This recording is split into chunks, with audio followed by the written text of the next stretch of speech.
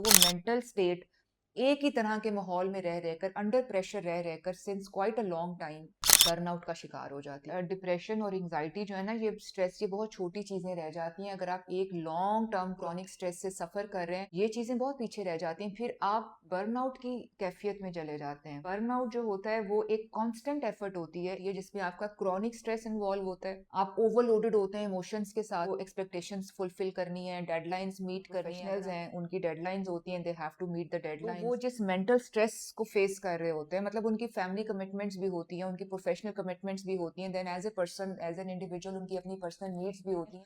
So they don't find extra time जहां पर जाकर वो रिक्रिएशन के लिए कुछ कर सके, अपनी रिफ्रेशमेंट के लिए कुछ कर सके। ये बहुत ज्यादा डेंजरस होता है। आप देखेंगे जिसके अंदर आप पूरी तरह से मेंटली फिजिकली कोलैप्स कर जाते हैं। और जब वो स्टेज होती है कि आपकी बॉडी गिव अप कर देती है, मतलब आपकी बॉडी हैंड्स अप कर देती है कि I can not take it any more. और वो वाली कंडीशन जो है वो इतनी सीरियस और इतनी क्रिटिकल होती है, हमें कोशिश करनी चाहिए कि वहां तक नौबत ही ना आए।